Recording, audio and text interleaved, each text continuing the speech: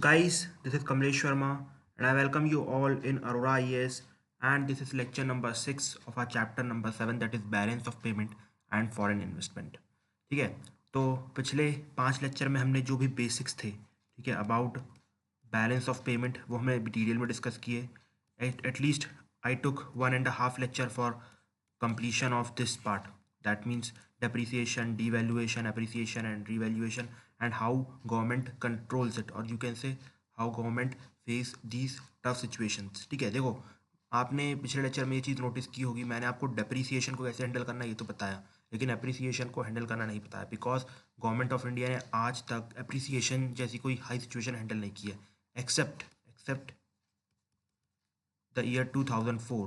ठीक है, उस टाइम पे हमारे इन्फ्लोज बहुत ज़्यादा बढ़ गए थे और इस चीज़ को कंट्रोल किया था किसने, आरबीआई ने, through it market stabilization bond.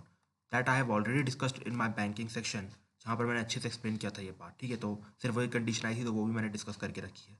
So I hope अभी तक आपको लेक्चर अच्छा लगा है, and let us move to other parts of the series. ठीक है, so let us begin with the very important part, that is current account deficit and you can say twin account deficit. ठीक है, आपने दोनों का नाम सुना होगा. देखो मैंने डेफिसिट वाले चैप्टर में आपको क्या बताया था, मैंने डेफिसिट वाले चैप्टर में बताया था कि भाई फिजिकल डेफिसिट क्या होता है, और भी बहुत सारे बताए थे, लेकिन आप सब जानते हैं हमारे लिए सिर्फ और सिर्फ फिजिकल डेफिसिट सबसे ज़्यादा इंपॉर्टेंट है. रेवेन्यू डेफिसिट भी इंपॉर्टेंट है, ठीक है, लेकिन अब उसको गवर्नमेंट कैलकुलेट नहीं करती है. So physical deficit is much more important, और इसी से हमने एक डिराइव किया था एक और कॉन्सेप्ट जिसको हम कहते हैं ट्विन बैलेंस शीट प्रॉब्लम. ठीक है, ट्विन बैलेंस शीट प्रॉब्लम, जो बैंक में हमने डिस्कस की थी कि भाई उनकी कॉर्पोरेट की शीट ख़राब होती है तो फिर आप कहते बैंक की शीट भी ख़राब हो जाती है. ठीक है, ये सब चीज़ें हमने डिस्कस की थी अच्छे से, ये भी इससे हल्का फुल्का कुछ रिलेटेड था बट इनडायरेक्टली. लेकिन लेकिन लेकिन लेकिन लेकिन लेकिन अब एक सबसे इंपॉर्टेंट डेफिसिट पढ़ने वाला है जिसको हम बोलते हैं कैड, मतलब current account deficit. Current account deficit, physical deficit में हमने क्या पढ़ा था, कैन एनीवन टेल मी? जी हाँ, वेरी गुड. फिजिकल डेफिसिट में हमने ये पढ़ा था कि भाई एक्सपेंडिचर, टोटल एक्सपेंडिचर, ठीक है, टोटल एक्सपेंडिचर तो ये मतलब total revenue minus total expenditure. ठीक है, नॉन टेक्निकल सेंस में है ये. ठीक है, let it be non technical sense because UPSC is not going to ask you the definition. ठीक है, तो इन शॉर्ट हमारे पास जो भी रेवेन्यू आ रहा है और हम इसके बाद जो भी एक्सपेंडिचर कर रहे हैं, बट अगर वो फुलफिल नहीं हो पा रहा है, एटलीस्ट आप कह सकते हैं कुछ पैसा हमें बाहर से लोन लेना पड़ रहा है, तो वही लोन एक्चुअली में फिजिकल डेफिसिट बन जाता है, वही लोन एक्चुअली में फिजिकल डेफिसिट बन जाता है. उसी प्रकार से करंट अकाउंट डेफिसिट भी होता है, उसी प्रकार से करंट अकाउंट डेफिसिट भी होता है. अब ये करंट अकाउंट डेफिसिट क्या होता है? करंट अकाउंट डेफिसिट का मतलब होता है, सबसे पहले तो आप ये बताओ भी बीओपी को कितने पार्ट में डिवाइड किया जाता है. पहले लेट अस सी कि आपने कुछ रिवाइज किया कि नहीं. देखो बीओपी को दो पार्ट में डिवाइड किया जाता है, एक होता है करंट अकाउंट वाला पार्ट और एक होता है कैपिटल अकाउंट वाला पार्ट. कैपिटल अकाउंट वाले पार्ट में हर कोई जानता है जो चीज़ या तो एसेट क्रिएट कर रही है या फिर आपके ऊपर कोई लाइबिलिटी क्रिएट कर रही है, then that we will turn as capital account. इसमें मेनली 3 एग्जाम्पल मैंने दिए थे, एफडीआई, एफपीआई और इकोनॉमिक कमर्शियल बोरोइंग. ठीक है, ईसीबी, इकोनॉमिक कमर्शियल बोरोइंग. इसके बाद सबसे इंपॉर्टेंट पार्ट था हमारे पास करंट अकाउंट. ठीक है, करंट अकाउंट. अगर आप करंट अकाउंट की बात करें तो यहाँ पर 3 चीज़ें आती हैं. सबसे पहला भाई क्या आता है, सबसे पहले आपके सामने आता है balance of trade. Balance of trade, balance of trade मैंने बताया था क्या होता है भाई, इम्पोर्ट एक्सपोर्ट. ठीक है, balance of trade means import and export. और मैं बताया सबसे इंपॉर्टेंट पार्ट होता है भाई बैलेंस ऑफ ट्रेड हमारे करंट अकाउंट में, बिकॉज हमारे नेट फैक्टर इनकम जो भी मतलब सर ट्रांसफ़र हो रहा है दैट इज़ गुड. ठीक है, वो हमें अच्छे से मिल जाता है, dividend and everything. Even that net transfer payment मतलब रेमिटेंसेज जो आती हैं वो भी, उसमें भी हमें प्रॉब्लम नहीं होती है. ठीक है, ये सब हमारा हमेशा पॉजिटिव रहता है. ये सब हमारा पॉजिटिव रहता है. अभी सर्विसेज को नहीं पढ़ रहे हैं, वो बाद में देखेंगे, अभी हमारा सिर्फ फोकस गुड्स में रहने वाला है. ठीक है, तो लेकिन जो सबसे इंपॉर्टेंट पार्ट रहता है वो है बैलेंस ऑफ ट्रेड. अब बैलेंस ऑफ ट्रेड सबसे इंपॉर्टेंट पार्ट इसलिए रहता है बिकॉज हम एक्सपोर्ट बहुत कम करते हैं, इंडियन इकोनॉमी एक्सपोर्ट बहुत कम करती है और इम्पोर्ट काफ़ी ज़्यादा करती है, जिसकी वजह से क्या होता है कि हमारा बैलेंस ऑफ ट्रेड हमेशा नेगेटिव रहता है, हमेशा नेगेटिव रहता है. इसलिए करंट अकाउंट डेफिसिट हमारे लिए इंपॉर्टेंट चीज़ बन जाती है. तो आई होप आपको करंट अकाउंट डेफिसिट का मतलब समझ में आ गया होगा. अच्छा, मैंने बताया ही नहीं, आई होप आपने प्रिपेयर कर लिया होगा, बट कोई नहीं, लेट मी टेल यू कि भाई करंट अकाउंट डेफिसिट का मतलब होता है कि एक्सपोर्ट माइनस इम्पोर्ट. ठीक है, एक्सपोर्ट माइनस इम्पोर्ट, सिंपल सी बात है. अगर आपके एक्सपोर्ट्स कम है और इम्पोर्ट बहुत ज़्यादा है तो आपका ये बैलेंस ऑफ ये करंट अकाउंट डेफिसिट हमेशा नेगेटिव आएगा. ठीक है, करंट अकाउंट डेफिसिट हमेशा, मतलब आप पहले बैलेंस ऑफ ट्रेड में फोकस करो. ठीक है, बैलेंस ऑफ ट्रेड में, बैलेंस ऑफ ट्रेड.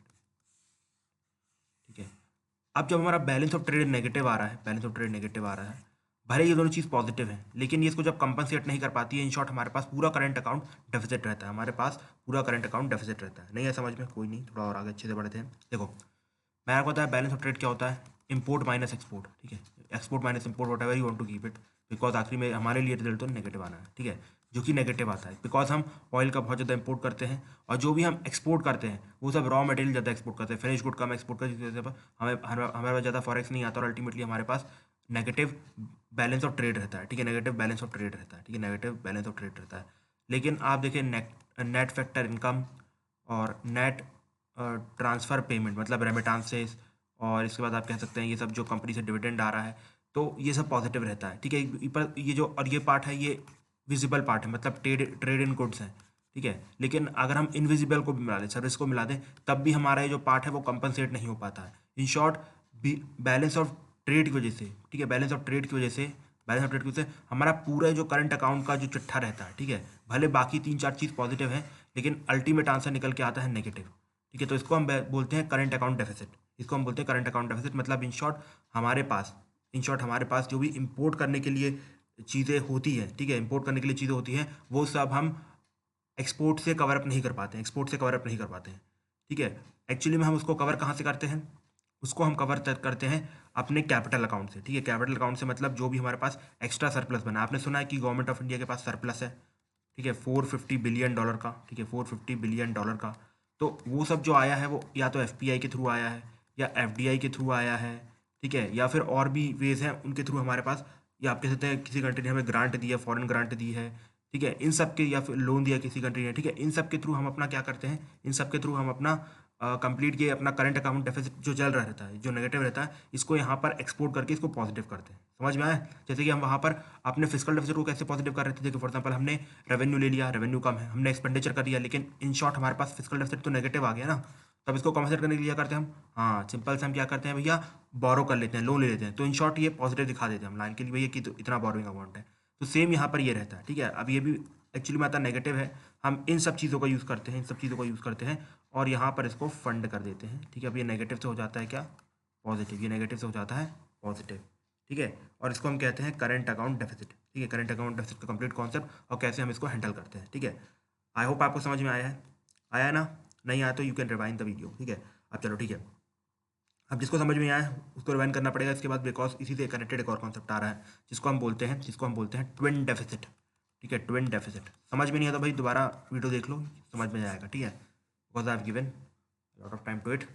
तो आप समझने की कोशिश करते हैं ट्विन डेफिसिट क्या होता है। देखो, मैंने क्या बताया, जब करंट अकाउंट डेफिसिट बढ़ेगा, ठीक है, करंट अकाउंट डेफिसिट बढ़ेगा, क्या होगा, करंट अकाउंट डेफिसिट बढ़ेगा। करंट अकाउंट डेफिसिट कैसे बढ़ रहा है, आपको पता है कि भैया बैलेंस ऑफ ट्रेड नेगेटिव है, बैलेंस ऑफ ट्रेड नेगेटिव है, इसके बाद बाकी चीज़ें भले पॉजिटिव है, लेकिन वो बैलेंस ऑफ ट्रेड को मिनिमाइज नहीं कर पा रही, मतलब अभी वो नेगेटिव है। इन शॉर्ट हमारे पास क्या है, करंट अकाउंट डेफिसिट बढ़ रहा है, ठीक है। आप फॉर एग्जांपल आप मान लो हमारा इंपोर्ट और बढ़ गया, लेकिन एक्सपोर्ट बढ़ ही नहीं रहा है, या एक्सपोर्ट कम हो रहा है और इंपोर्ट बढ़ते जा रहा है। तो इन शॉर्ट ये जो करंट अकाउंट डेफिसिट का नंबर है वो बढ़ता जाएगा। For example 1% of GDP, 1.5% of GDP, 2% of GDP, 2.5% of GDP, 3% of GDP. जैसे हम किसको कैलकुलेट करते हैं, जैसे हम कैलकुलेट करते हैं फिजिकल डेफिसिट को, कि भाई इस बार हमारा फिजिकल डेफिसिट 3.8% ऑफ जीडीपी रहने वाला है। उसी प्रकार से हम करंट अकाउंट डेफिसिट को भी देखते हैं, ठीक है। और आपको बता दूं कि अप्रॉक्सीमेटली 2% से अब अभी, मतलब नॉर्मल सिचुएशन, बिकॉज अब तो कोविड-19 है, उसके बाद के अभी पैड देखने को मिल रहा है, लेकिन अगर आप नॉर्मल सिचुएशन में देखें तो लगभग 1.5 से 2% के बीच में हमारा करंट अकाउंट डेफिसिट रहता है, ठीक है। 1.5 से 2% के बीच में हमारा करंट अकाउंट डेफिसिट रहता है, जो कि गवर्नमेंट के लिए हमेशा पैनिक बना रहता है, ठीक है। अब देखो, जैसे ही करंट अकाउंट डेफिसिट बढ़ता है, तो आप मुझे इसका इन्फ्लेशन के टर्म्स में मतलब बता सकते हो क्या, आप मुझे इसका इन्फ्लेशन के टर्म्स में मतलब बता सकते हो? जी मैंने बताया है, चलो कोई बात नहीं, लेट मी टेल यू। देखो, करंट अकाउंट डेफिसिट का बढ़ना मतलब होता है, मैंने आपको पहले ये बताऊं कि भैया हम अगर कोई भी चीज़ बाहर से खरीदते हैं, तो हम उसकी पेमेंट रुपीज़ में करते हैं कि डॉलर में करते हैं, किसी हार्ड करेंसी में करते हैं। सिंपल सी बात है, डॉलर या हार्ड करेंसी में करते हैं।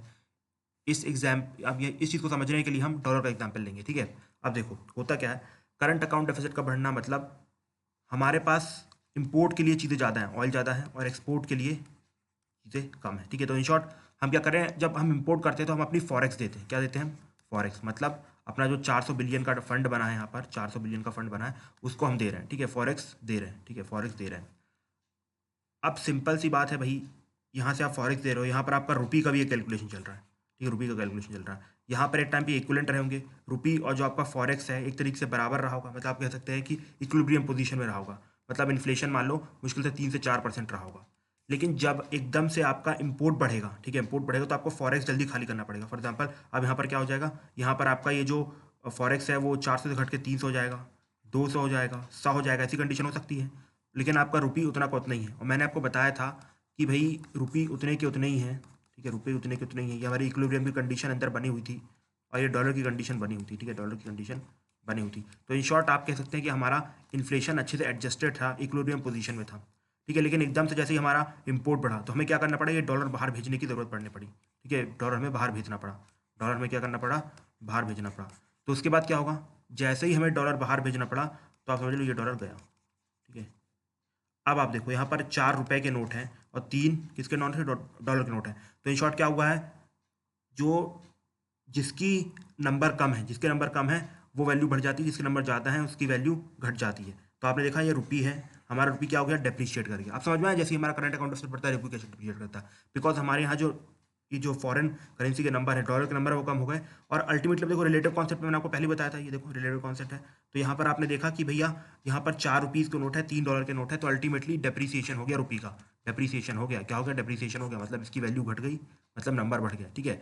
अब डेप्रिसिएशन जैसे ही आप देखोगे, डेप्रिसिएशन तो मैंने आपको पिछले लेक्चर में चीज़ और समझाई थी अच्छे से कि भैया जैसे ही डेप्रिसिएशन ऑफ रुपी होता है तो उसके साथ ही साथ इन्फ्लेशन बढ़ जाता है। देखो भैया कोई नहीं बोलेगा नहीं समझाया, इन्फ्लेशन भी समझाया और पिछले के पिछले लेक्चर में भी समझाया। तो इन शॉर्ट जैसे डेप्रिसिएशन होगा तो इन्फ्लेशन बढ़ जाएगा।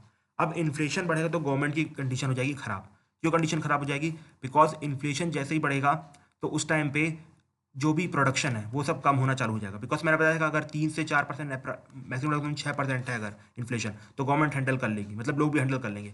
लेकिन जैसे 7-8% इन्फ्लेशन जाने लगता है तो गवर्नमेंट इसको हैंडल नहीं कर पाएगी। क्यों, बिकॉज उस टाइम पे जो कंपनी से प्रोडक्शन बंद कर देगी। अब सिंपल सी बात है भैया, अगर जो चीज़ आपको पहले 10 रुपये का पेन दे रहा था, अब सामने वाला बोल रहा भैया 20 रुपये का दूंगा वही वाला पेन, तो आप बोलोगे भाड़ में जाओ भाई, काय को लूँगा मैं 20 रुपये का, नहीं लेना, नहीं पढ़ना, कुछ नहीं करना। अल्टीमेटली जब आप चीज़ें नहीं खरीदोगे, जब आप डिमांड नहीं, जब चीज़ों की मांग नहीं करोगे तो कंपनी वाले प्रोडक्शन बंद कर देंगे। प्रोडक्शन बंद कर देंगे मतलब जो जीडीपी है वो देश की डिक्रीज होना चालू हो जाएगी। अब गवर्नमेंट पैनिक कर जाएगी कि भाई अब क्या किया जाए, क्योंकि ये जीडीपी डिक्रीज कर रही है और इन शॉर्ट हमारी इज्जत खराब हो रही है, ठीक है, हमारा देश ऊपर नहीं जा रहा है। तो उसके लिए क्या किया जाएगा, अब गवर्नमेंट यहाँ से इन कंपनी वालों को सब्सिडीज देना चालू करेगी। क्या देना चालू करेगी, सब्सिडीज देना चालू करेगी। क्या देना चालू करेगी, सब्सिडीज देना चालू बोलेगी भैया आप प्रोडक्शन करो, आप टेंशन मत लो, हम लोगों को पैसे दे रहे हैं, मतलब हम लोगों की परचेसिंग पावर बढ़ा रहे हैं। जो आपने 20 रुपये का बैन कर दिया है तो हम लोगों की पेमेंट 10-10 रुपये बढ़ा रहे हैं, इन शॉर्ट सब्सिडीज दी जा रही है, ठीक है। तो अब वो लोग दोबारा डिमांड करेंगे तो आप प्रोडक्शन चालू रखो। साथ ही साथ जो इतनी महंगाई बढ़ गई, फॉर एग्जांपल आपका जो एलपीजी अब 650 का पहुंच गया है, अब लोग नहीं खरीद रहे हैं उसको, और आपकी पहली योजना नहीं चल रही है, तो इन शॉर्ट हम इसके ऊपर भी 150 रुपये की सब्सिडी देंगे, इस पर 150 की सब्सिडी देंगे। तो इन शॉर्ट गवर्नमेंट सब्सिडी दे रही है, मतलब क्या करिए गवर्नमेंट, आप ऑलरेडी देख रहे हो यहाँ पर रेवेन्यू माइनस एक्सपेंडिचर था, रेवेन्यू माइनस एक्सपेंडिचर था, रेवेन्यू ऑलरेडी कम थी, आपने एक्सपेंडिचर और बढ़ा दिया। तो इन शॉर्ट अब आपको जो फिजिकल डेफिसिट है वो और बढ़ गया, फिजिकल डेफिसिट और बढ़ गया। तो इन शॉर्ट आपको और बोरो करना पड़ेगा, मतलब फिजिकल डेफिसिट और बढ़ गया तो आपको और बोरो करना पड़ेगा। तो इसी को कहा जाता है ट्विन डेफिसिट चैलेंज। मतलब किस तरीके से आप देखा करंट अकाउंट डेफिसिट से क्या हुआ, जैसे ही हमारे यहाँ पर करंट अकाउंट डेफिसिट हुआ मतलब फॉरेक्स ज़्यादा जाने लगा तो इन्फ्लेशन बढ़ गया। इन्फ्लेशन बढ़ गया मतलब जो करेंसी आपकी डिप्रिशिएट कर गई, करेंसी डिप्रिशिएट कर गई मतलब इन्फ्लेशन बढ़ा हुआ है। अब इन्फ्लेशन बढ़ेगा तो लोग सिंपल सी बात है डिमांड करना कम करेंगे, तो प्रोडक्शन कम हो जाएगा, प्रोडक्शन कम होगा जीडीपी कम होगी। गवर्नमेंट दोबारा जीडीपी को पटरी लाने के लिए, इकोनॉमी को पटरी लाने के लिए सब्सिडी दे देगी। लोग भी भैया थोड़ा बहुत प्रोटेस्ट करेंगे, भैया आपने चीज़ें महंगाई बढ़ा दी है उसको कम करो, तो लोग गवर्नमेंट और सब्सिडी देगी, और सब्सिडी देगी। मतलब इन शॉर्ट कि भैया हमारे पास ऑलरेडी फिजिकल डेफिसिट बढ़ा हुआ था जो 3.2% जीडीपी था, अब हम सब्सिडी देंगे तो ये और बढ़ जाएगा, 3.8% ऑफ जीडीपी करेगा। तो आपने देखा किस तरीके से करंट अकाउंट डेफिसिट से निकल के आया क्या, फिजिकल डेफिसिट। तो इसी को कहा जाता है ट्विन डेफिसिट चैलेंज, इसी को कहा जाता है ट्विन डेफिसिट चैलेंज, ठीक है। लेकिन अभी तक ये खत्म नहीं हुआ, अभी तक ये खत्म नहीं हुआ। अब तो यहाँ पर बनेगी क्या, विशियस साइकिल। यहाँ पर देखो अब बनेगी एक विशियस साइकिल। अब क्या होगा, करंट अकाउंट डेफिसिट से क्या बढ़ा, आपका बढ़ा फिजिकल डेफिसिट। आप देखना फिजिकल डेफिसिट से बढ़ेगा दोबारा करंट अकाउंट डेफिसिट। आप ध्यान से देखना कैसे बढ़ेगा फिजिकल डेफिसिट से। देखो अब आपका फिजिकल डेफिसिट बढ़ गया। अब गवर्नमेंट ने सिंपल सी बात है प्रोडक्शन घट गया था तो गवर्नमेंट ने सब्सिडीज दी कि भैया उसकी इकोनॉमी गिरे ना। लेकिन जैसे ही आप देखो, मैंने 2-3 कंपनी के बारे में बताया था, मूडी, फिच, S&P, इन सब कंपनी के बारे में बताया था। और ये सब कंपनी हर कंट्री की नज़र, मतलब हर कंट्री की बैलेंस शीट देखती रहती है भैया ये लोग इनका फिस्कल डेफिसिट कैसा है। जैसे ही हमारा फिस्कल डेफिसिट 3.2% से 3.8 या 4% जाएगा तो ऑटोमेटिकली ये जो कंपनीज हैं, मतलब फिच, मूडी, ये सब लोग क्या करेंगी, ये सब हमारी रेटिंग गिरा देंगे। और जैसे ही हमारी रेटिंग गिरा देंगे, जैसे ही हमारी रेटिंग गिर जाएगी तो ऑटोमेटिकली जो इन्वेस्टर है पैनिक कर जाएंगे। जो फॉरेन इन्वेस्टर जिन्होंने ये सब $400 बिलियन हमें FPI के फॉर्म में, FDI के फॉर्म में ये सब दे के रखे ना, वो लोग पैनिक कर जाएंगे, बोलेंगे नहीं यार इंडिया में तो इन्वेस्टमेंट के कोई माहौल ही नहीं है, हमारी धज्जियां उड़ जाएंगी, इस टाइप की मतलब बात बनने लगेंगी। तो ये लोग क्या करेंगे, ऑलरेडी हमारे पास जो पैसा कम था, गिन के सिर्फ 200, मतलब आप कह सकते हैं $1 बचते, वो भी ये लोग निकालना चालू कर देंगे। तो आप कह सकते हैं इसका नंबर और घट जाएगा, मतलब इन शॉर्ट सिर्फ $1 रह जाएगा और चार रुपीज़ के नोट रह जाएंगे। तो आप समझो हमारे करंट अकाउंट डेफिसिट और बढ़ जाएगा। ठीक है, आपने देखा फिर कैसे सबसे पहले तो करंट अकाउंट डेफिसिट ने फिस्कल डेफिसिट को मात दी।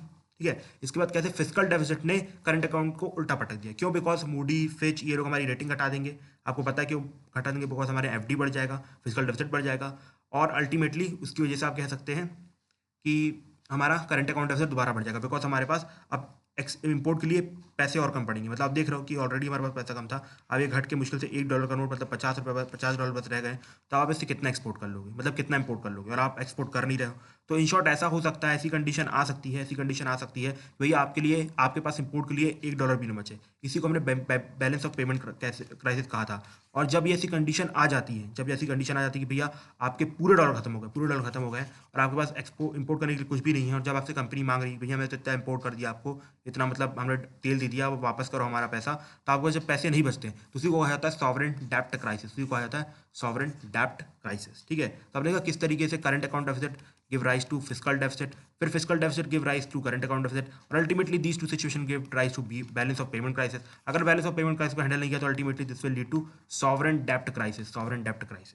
So this is all about the twin deficit challenge and it was a very important concept, और हर साल ये न्यूज़ में रहता है, हर साल आपको देखने को मिलेगा, और ये हमारे एग्जाम के लिए बहुत इंपॉर्टेंट कॉन्सेप्ट है। एंड आई होप आपको ये समझ में आया होगा। आज के इस लेक्चर में सिर्फ हम इतना ही डिस्कस करेंगे, एंड अगर आपको ये समझ में नहीं आया सो आई होप आप दोबारा वीडियो को देखेंगे, ठीक है, और समझने की कोशिश करेंगे, because I have given a lot of effort to explain this part.